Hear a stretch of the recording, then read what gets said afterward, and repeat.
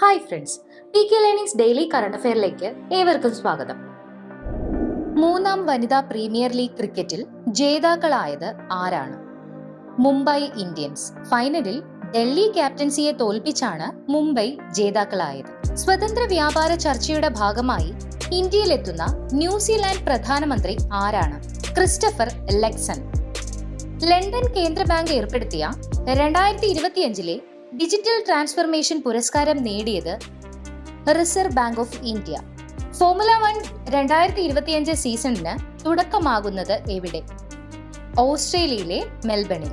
2025 വജ്ര jubilee ആഘോഷിക്കുന്ന ഇന്ത്യയുടെ ഔദ്യോഗിക റേഡിയോ പ്രക്ഷേപണ സ്ഥാപനം ഏതാണ്? ആകാശവാണി.